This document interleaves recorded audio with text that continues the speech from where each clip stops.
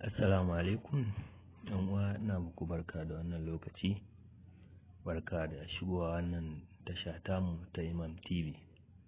Da fatan da ku danna mana subscribe da ƙararrawar sanarwa domin samun bidiyoyinmu a kodayaushe idan mun yi. Bidiyon da zamu gabatar muku a yau shine bidiyon yadda za ku yi downloading ɗin bidiyo ta cikin application ɗin Xenda, yadda za ku jawo bidiyo a status ɗin WhatsApp da Instagram da kuma Facebook. Abu mai sauƙi ne, sai dai abin da ya ba wa mutane mamaki yadda aka san application ɗin Xenda. Iyakacin amfanin shi shine tura bidiyo ko application ko kuma hotuna da sauransu. A yau za mu gabatar muku yadda za ku jawo bidiyon daga status ɗin WhatsApp da kuma Facebook da kuma Instagram. Kai tsaye ba sai mun ja ku da bayanai ba, za mu je zuwa ga application ɗin Xenda. Za mu shiga Xenda. Gashi nan mun danna application ɗin Xenda, gashi dai buɗe mana.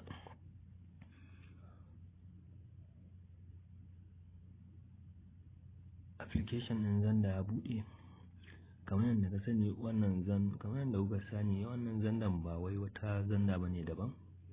Ita dai Xenda da kake amfani da ita a wayanka, da ita za ka yi amfani wajen jawo wayannan abubuwa bidiyo daga status ɗin WhatsApp ko Facebook ko Instagram, duk wanda kake buƙatan jawowa bidiyo a cikinsa, cikin wayannan shafuka guda uku, WhatsApp da Facebook da kuma Instagram. Hanya mai sauƙi, bayan ka buɗe Xendar ka, kai tsaye in ta buɗo ma shafinta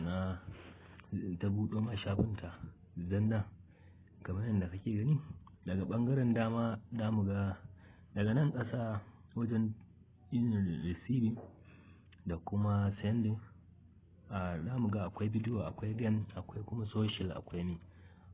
Wannan social ɗin shine za mu taɓa daga nan ɓangaren dama. Za mu taɓa social.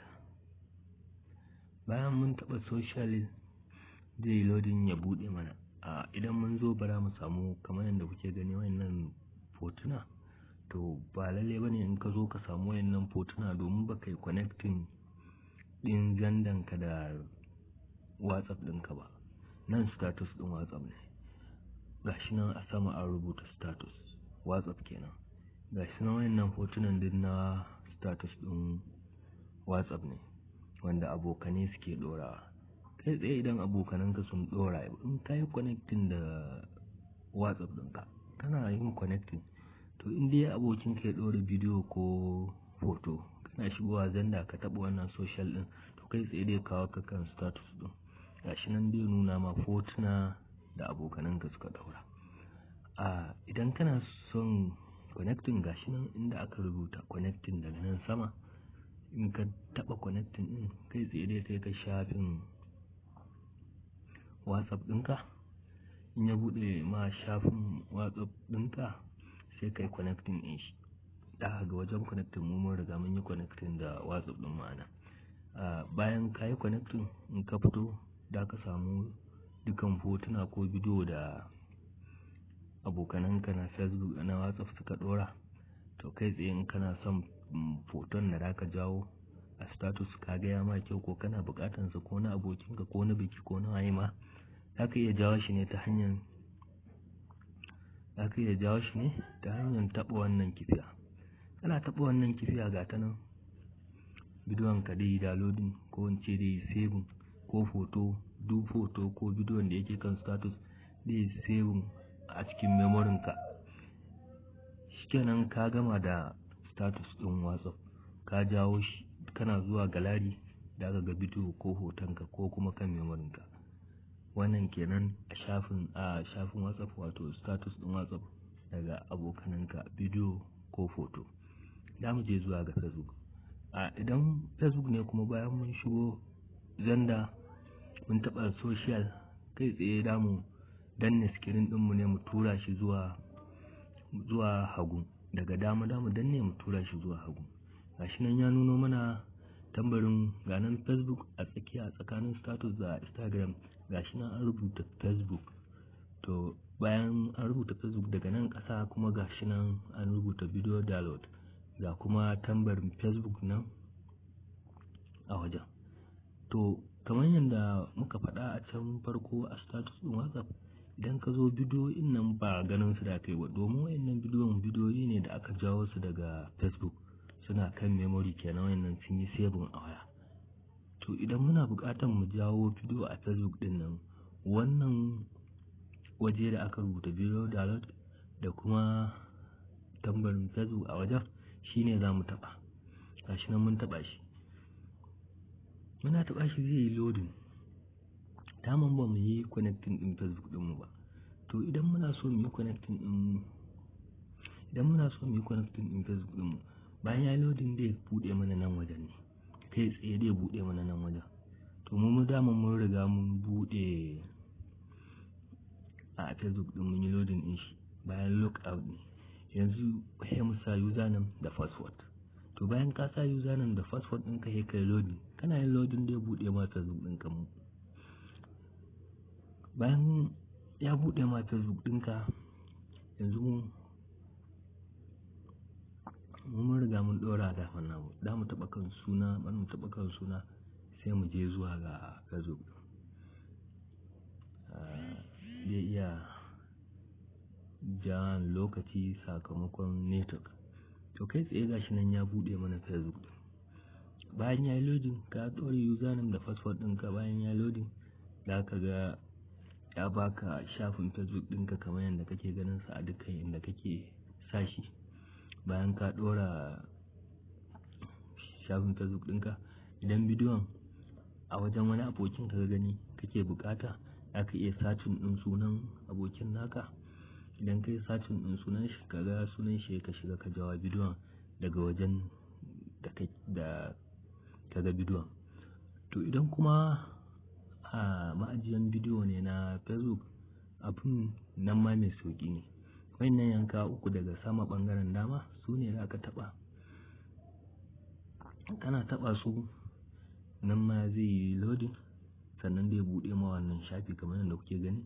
Bayan ya buɗe wannan shafi, za ka ga sunanka a ƙasa. In kana da page, za ka ga sunan page ɗin, kuma babu page, to za ka ga wannan video on watch ɗin. Wannan video on watch ɗin shine za ka taɓa. Gashi nan mun taɓa shi, zai yi loading. Bayan ya yi loading zai buɗe wannan fuska. To a nan ne za mu iya downloading ɗin bidiyon da muke da buƙata. In ma kowane irin bidiyo ne da ake ɗora a Facebook, za mu iya samun shi kai tsaye a nan. Gashi nan ma'ajiya ne ta bidiyoyi a Facebook. Duk bidiyo in an ɗoro shi, to in dai kana da liking ko join ko friend a cikin friend ɗinka suka ɗora, to a nan da ka zo ka same shi. A bayan ka shigo wannan waje, kai tsaye in kana buƙatan bidiyo, to ga nan inda za ka taɓa wannan kifiya. Ita ne kifiyan da za ta mana downloading ɗin bidiyo zuwa cikin memory mu. Kada a manta fa duk a cikin application ɗin Xenda ne muke ta wannan abu. A wannan kifiya ita ne za mu taɓa. Bayan muna taɓa ta, gashi nan kifiyan ta soma soƙowa, tana soƙowa, alamun downloading ɗin ya soma kenan. Bayan wannan kifiya dai, ita ne wanda kar a manta, ita ne kifiyan da za mu gani akan bidiyo, kuma ta kanta ne mun taɓa bidiyon, da mu downloading ɗin duk bidiyon da muke so. Duk bidiyon da muke so kuma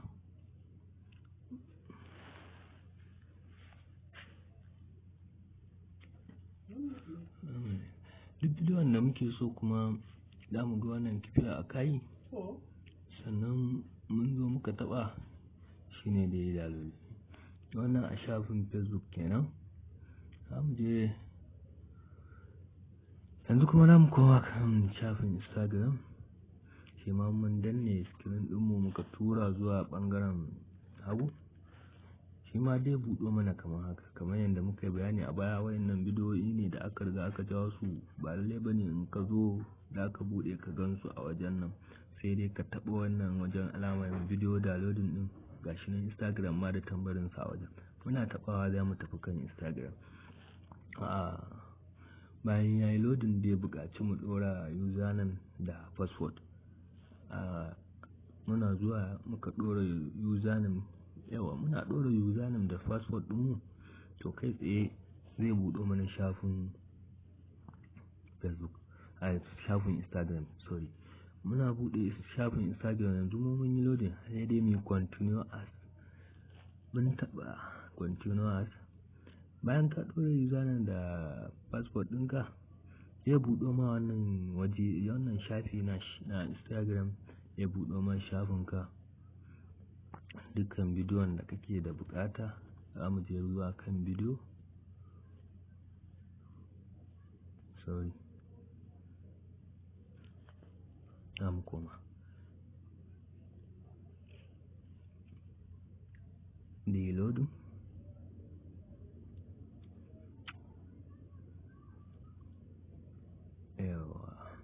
Ya danganci yanayin ƙarfin network ɗin da kake tare da shi a wajen da kake. Kamar wannan bidiyon da kuke gani, kamar a Facebook mun riga mun faɗa, wannan kifiyan da take kan bidiyo, ga nan ja ga nan fari na kifiya an yi, wannan shine da ka taɓa bidiyo yayi downloading. Kamar Facebook da Instagram duka haka yake. Gashi nan mun taɓa wannan kifiya. Taɓa wannan kifiya, gashi nan tana yin sama, gashi nan bidiyo yayi alamun tafowa, yana tafowa. To dukkan yanda da haka yake nan wajen downloading daga Instagram zuwa Facebook aka ha status ɗin WhatsApp. Da fatan kun fahimci yanda muka gabatar muku da wannan maudu'i. Allah ya ba mu albarkan cikin rayuwa. Amin, mun gode.